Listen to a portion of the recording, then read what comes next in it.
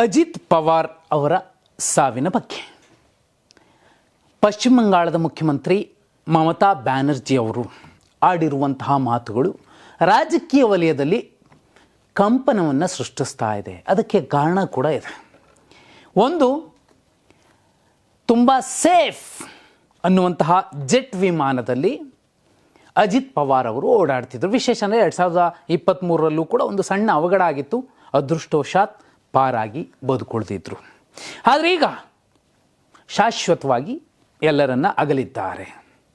ದಾದಾ ಅಂತಲೇ ಕರೆಸಿಕೊಳ್ತಿದ್ದಂತಹ ತುಂಬ ಚಿಕ್ಕ ವಯಸ್ಸಿಗೆ 18ನೇ ವಯಸ್ಸಿನಿಂದಲೇ ಸಹಕಾರ ವಲಯದಿಂದಲೂ ಚುನಾವಣೆಗಳನ್ನು ಗೆಲ್ಕೊಳ್ತಾ ಬಂದಂತಹ ಅಜಿತ್ ಪವಾರ್ ತಮ್ಮ ಚಿಕ್ಕಪ್ಪ ಶರದ್ ಪವಾರ್ ಅವರ ಜೊತೆಯಲ್ಲಿ ಇದ್ದುಕೊಂಡೆ ಒಂದು ಟೀಮನ್ನು ತಗೊಂಡು BJP ಜೊತೆಯಲ್ಲಿ ಕೈ ಜೋಡಿಸಿ ಮಹಾಯುತಿಯಲ್ಲಿ ಅವರು DCM ಆದರು.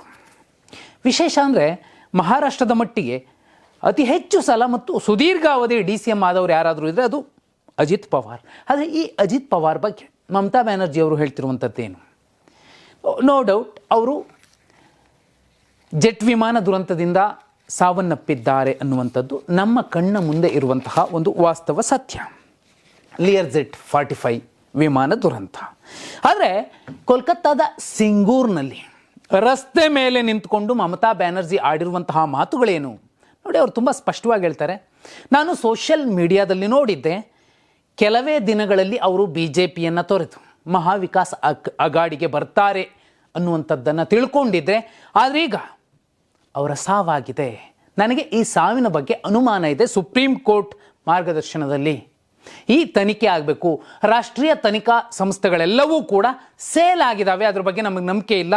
ಅಜಿತ್ ಪವಾರ್ ಸಾವಿನ ಬಗ್ಗೆ ಒಂದು ಕೂಲಂಕಷ ಉನ್ನತ ಮಟ್ಟದ ತನಿಖೆ, ಅದು ಸುಪ್ರೀಂ ಕೋರ್ಟ್ನ ಅಣತಿಯ ನಿರ್ದೇಶನದ ಮಾರ್ಗದರ್ಶನದ ಅಡಿಯಲ್ಲಿ ನಡಿಬೇಕು ಅನ್ನೋದನ್ನು ಹೇಳ್ತಿದ್ದಾರೆ. ಹಾಗಿದ್ರೆ ಯಾರು ಹೇಳಿದ್ರು ಅವರು ಮಹಾಯುತಿ ಬಿಟ್ಟು ಮಹಾವಿಕಾಸ್ ಅಗಾಡಿಗೆ ಬರ್ತಾರೆ ಅಂತ? ಅದಕ್ಕೆ ಪೂರಕವಾಗಿ ಇತ್ತೀಚೆಗೆ ಏನು ಸ್ಥಳೀಯ ಸಂಸ್ಥೆಗಳ ಚುನಾವಣೆ ನಡೀತು, ಮಹಾನಗರ ಪಾಲಿಕೆ, ನಗರ ಪಾಲಿಕೆಗಳ ಚುನಾವಣೆ. ಈ ಸಂದರ್ಭ, ಈ ಚುನಾವಣೆಗೂ ಮುಂಚೆ ಜನವರಿ 3, 2026 ಶರದ್ ಪವಾರ್ ಅವರ ಶಿವಸೇನೆ ಬಣದ ರಾಜ್ಯಸಭಾ ಸದಸ್ಯ, ಉದ್ಧವ್ ಠಾಕ್ರೆ ಬಣದ ರಾಜ್ಯಸಭಾ ಸದಸ್ಯ ಸಂಜಯ್ ರಾವತ್ ಅವರು ತುಂಬ ಸ್ಪಷ್ಟವಾಗಿ ಹೇಳಿದರು, ಅಜಿತ್ ಪವಾರ್ ಅವರು ಅವರ ಚಿಕ್ಕಪ್ಪನವರ ಜೊತೆಯಲ್ಲಿ ಮಾತುಕತೆ ನಡೆಸಿದ್ದಾರೆ. ಆದಷ್ಟು ಬೇಗ ಅವರು ಮಹಾವಿಕಾಸ್ ಅಗಾಡಿಗೆ ಬರ್ತಾರೆ, BJPಯನ್ನು ತೊರೀತಾರೆ ಅಂತ ತುಂಬ ಸ್ಪಷ್ಟವಾಗಿ ಹೇಳಿದರು ಮುಂಬೈನಲ್ಲಿ.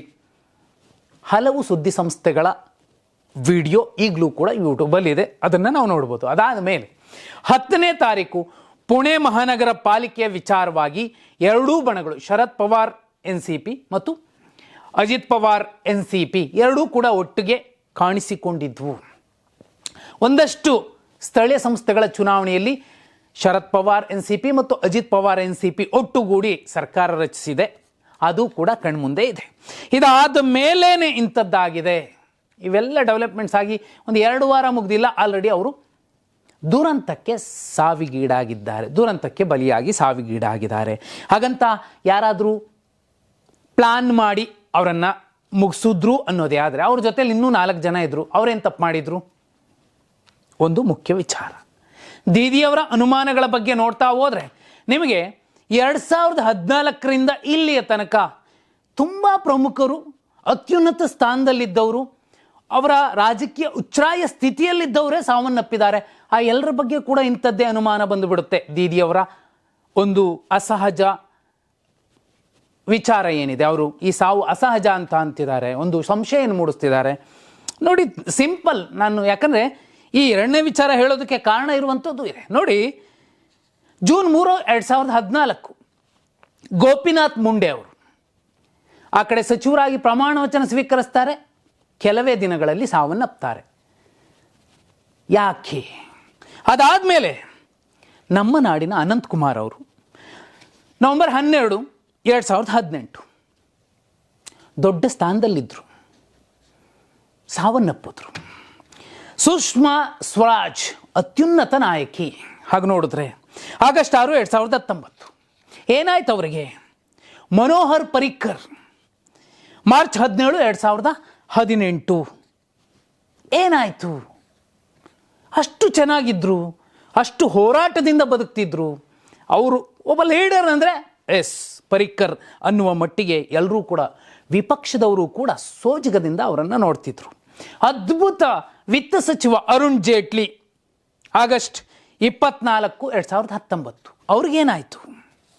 ರಾಮ್ ವಿಲಾಸ್ ಪಾಸ್ವಾನ್ ಅಕ್ಟೋಬರ್ 8, 2020 ಅವರೇನು ಮಾಮೂಲಿ ಲೀಡರ್ ಆಗಿರಲಿಲ್ಲ. ಸುಶೀಲ್ ಕುಮಾರ್ ಮೋದಿ ಮೇ 13, 2024 ಕೆಲವರಿಗೆ ಅನಾರೋಗ್ಯ ಸಮಸ್ಯೆ ಅನ್ನೋದನ್ನ ಮೇಲ್ನೋಟಕ್ಕೆ ನಾವು ಕಾಣ್ತೀವಿ. ಆದರೆ ಅಷ್ಟು ವರ್ಷಗಳ ಕಾಲ ಅದ್ಭುತವಾದ ನಾಯಕತ್ವ ಕೊಟ್ಟಂಥವ್ರು, ಮಾಸ್ ಲೀಡರ್ಗಳಾಗಿ ಕಾಣಿಸಿದವರು ಏಕಾಏಕಿ ಅತ್ಯುನ್ನತ ಸ್ಥಾನದಲ್ಲಿದ್ದಾಗಲೇ ಅಜಿತ್ ಪವಾರ್ ರೀತಿಯಲ್ಲಿ ಯಾಕೆ ಸಾವಿಗೀಡಾದ್ರು? ಇದಿಷ್ಟೇನಾ? ಇತ್ತೀಚೆಗೆ ವಿಜಯ್ ರೂಪಾನಿ ಮುಖ್ಯಮಂತ್ರಿ ಆಗಿದ್ದವರು, ಸುಮಾರು 200 ಜನರ ಜೊತೆಯಲ್ಲಿ ಅವರು ಸುಟ್ಟು ಭಸ್ಮ ಆದರು. ಇದೀಗ ಅಜಿತ್ ಪವಾರ್. ಏನಾಗ್ತಿದೆ ನೋಡಿ, ಮಮತಾ ಬ್ಯಾನರ್ಜಿಯವರು ತುಂಬ ಸ್ಪಷ್ಟವಾಗಿ ಹೇಳಿರುವಂಥದ್ದು, ಸಾಮಾನ್ಯರಿಗಷ್ಟೇ ಅಲ್ಲ, ಪ್ರಮುಖ ರಾಜಕೀಯ ನಾಯಕರಿಗೂ ಭದ್ರತೆ ಇಲ್ಲ ಅಂದರೆ ಏನಾಗ್ತಿದೆ? ದೀದಿಯವರ ಆಲೋಚನಾ ಕ್ರಮದಲ್ಲೇ ಯೋಚನೆ ಮಾಡಿದ್ರೆ ಹೌದಲ್ವಾ? ಗೋಪಿನಾಥ್ ಮುಂಡೆಯಿಂದ ಹಿಡಿದು ಇಲ್ಲಿನ ಅಜಿತ್ ಪವಾರ್ ತನಕ, ಸುಷ್ಮಾ ಸ್ವರಾಜ್, ಸುಶೀಲ್ ಕುಮಾರ್ ಸಿಂಗ್, ಮೋದಿ, ಅನಂತರದಲ್ಲಿ ರಾಮ್ ವಿಲಾಸ್ ಪಾಸ್ವಾನ್, ಅರುಣ್ ಜೇಟ್ಲಿ, ಅನಂತ್ ಕುಮಾರ್, ತುಂಬ ಜನ, ಮನೋಹರ್ ಪರಿಕ್ಕರ್. ಯಾಕೆ? ಏನು? 4ನೇ ವಿಚಾರ, ಒಂದು ವೇಳೆ ಯಾರಾದರೂ ರಾಜಕೀಯ ಪ್ರತಿಸ್ಪರ್ಧಿಗಳಿಗೆ, ಎದುರಾಳಿಗಳಿಗೆ ಈ ರೀತಿ ಮಾಡ್ತಿರಬಹುದಾ? ಅದು ಯಾರು? ತನಿಖೆ ಆಗಬೇಕು. ದೀದಿಯವರು ಒಂದು ಪ್ರಶ್ನೆ ಎತ್ತಿದ್ದಾರೆ, ತಪ್ಪೇನಿಲ್ಲ. ಸತ್ಯಾಸತ್ಯತೆ ಗೊತ್ತಾಗಬೇಕು. ಲಕ್ಷಾಂತರ ಜನರ ಅಭಿಮಾನಿ ಬಳಗವನ್ನು ಹೊಂದಿದ್ದಂತಹ ಅಜಿತ್ ಪವಾರ್ ಅವರ ಸಾವಿನ ಸತ್ಯಾಸತ್ಯತೆ ಗೊತ್ತಾಗಬೇಕಿದೆ. ಇಲ್ಲಾಂದರೆ ಈ ರಾಯಲ್ಸೀಮೆಯಲ್ಲಿ ನಡೆಯುತ್ತಲ್ಲ ಫ್ಯಾಕ್ಷನಿಸಮ್, ಅದಕ್ಕೂ ಇದಕ್ಕೂ ವ್ಯತ್ಯಾಸ ಇಲ್ದಂಗೆ ಕಾಣಿಸುತ್ತೆ. ಒಂದು ವೇಳೆ ದೀದಿಯ ಸಂಶಯವೇ ನಿಜವಾಗಿದ್ದರೆ. ಇನ್ನು 5ನೇದು, ಈ ಪುಟಿನ್ ಮತ್ತು ಜಿಂಗ್ಪಿಂಗ್ ಅಂತಹ ಚೀನಾ ಅಧ್ಯಕ್ಷ ಮತ್ತು ರಷ್ಯಾ ಅಧ್ಯಕ್ಷ ಅವರು ಕೂಡ ಇಂಥದ್ದೇ ಆರೋಪಗಳನ್ನು, ಕಳಂಕಗಳನ್ನು ಒತ್ಕೊಂಡಿದ್ದಾರೆ. ಆದರೆ ಇಲ್ಲಿ ಈ BJP ನಾಯಕರು, ಅತ್ಯುನ್ನತ ಸ್ಥಾನದಲ್ಲಿದ್ದವರು, BJPಯನ್ನು ಬೆಂಬಲಿಸಿದಂತಹ ಕೆಲ ನಾಯಕರು ಯಾಕೆ ಹೀಗೆ ಅಕಾಲಿಕ ಮರಣಕ್ಕೆ ತುತ್ತಾದರು? ಹಾಗೆ ನೋಡಿದ್ರೆ YS ರಾಜಶೇಖರ ರೆಡ್ಡಿಯವರ ಸಾವು ಕೂಡ ಇದೇ ಪಟ್ಟಿಗೆ ಬಂದು ನಿಲ್ಲುತ್ತೆ. ದೀದಿ ಹೇಳ್ತಿರೋದ್ರಲ್ಲಿ ಸತ್ಯ ಇದೆಯೋ ಸುಳ್ಳಿದೆಯೋ ಅವ್ರದ್ದೊಂದು ಅನುಮಾನ, ತನಿಖೆ ಆಗಬೇಕು. ಯಾಕಂದರೆ ಇದು ಸಾವು. ಅದರಲ್ಲೂ ಮುಖ್ಯವಾಗಿ ಅತ್ಯಂತ ದುರ್ಮರಣಕ್ಕೀಡಾಗಿರುವಂಥದ್ದು ಅವರು. 2 ಸಲ ಟ್ರೈ ಮಾಡ್ತಾರೆ, ಲ್ಯಾಂಡಿಂಗ್ ಮಾಡಲಿಕ್ಕೆ ಆಗೋದಿಲ್ಲ. 3ನೇ ಸಲ ಲ್ಯಾಂಡಿಂಗ್ ಆಗಬೇಕಾದ್ರೆ ಅವರು ಸಾವನ್ನಪ್ತಾರೆ. ನೀವು ಇಷ್ಟು ಪಟ್ಟಿ ನೋಡಿದ್ರೆ ನಿಮಗೆ ಗೋಪಿನಾಥ್ ಮುಂಡೆಯಿಂದ ಇಲ್ಲಿಯ ತನಕದ್ದು ಎಲ್ಲೋ ಒಂದು ಕಡೆ ಸಣ್ಣದೊಂದು ಅನುಮಾನ ದೀದಿಯವರ ರೀತಿಯಲ್ಲೇ ಕಾಡುತ್ತೆ. ಯಾಕೆ ಹೀಗಾಗ್ತಿದೆ? ಯಾರು ಇದನ್ನು ಮಾಡ್ತಿದ್ದಾರೆ? ಯಾಕೆ ಮಾಡ್ತಿದ್ದಾರೆ? ನಾಳೆ ಇಂಥದ್ದೇ ಮುಂದುವರೆದ್ರೆ ಏನಾಗಬಹುದು? ಎಲ್ಲಕ್ಕೂ ಕೂಡ ಒಂದು ಸತ್ಯದ ಒಂದು ಕವಚ ಇರುತ್ತೆ. ಅದರ ದರ್ಶನ ಆದಮೇಲೆ ಇಲ್ಲಪ್ಪ ಇದು ನ್ಯಾಚುರಲ್ ಅಂತ ಎಲ್ಲರೂ ಕೂಡ ಸುಮ್ಮನೆ ಆಗ್ತಾರೆ. ಆದರೆ ಒಬ್ಬ ಎಷ್ಟೇ ಆಗಿರ್ಬೋದು, ಅವರ ಹಗರಣಗಳು, ಅವರ ಕಳಂಕಗಳು ರಾಜಕೀಯವಾಗಿ ಎಷ್ಟೇ ಇದ್ದರೂ ಕೂಡ ಆತ ಕೂಡ ಮನುಷ್ಯನೇ. BJP ಇರಲಿ, ಕಾಂಗ್ರೆಸ್ ಇರಲಿ, JDS ಇರಲಿ ಅಥವಾ MIM ಇರಲಿ, ಏನೇ ಇರಲಿ, ಅವರೂ ಕೂಡ ಈ ನೆಲದ ಜನ, ಮನುಷ್ಯರು, ಭಾರತೀಯರು. ಅವರ ಸಾವು ಮತ್ತೊಬ್ಬರಿಗೆ ಗೊತ್ತಾಗಬೇಕಿದೆ. ಏನಾಗಿದೆ, ಯಾಕಾಗಿದೆ? ದೀದಿ ಕೇಳಿದ್ರಲ್ಲಿ ತಪ್ಪೇನೂ ಇಲ್ಲ.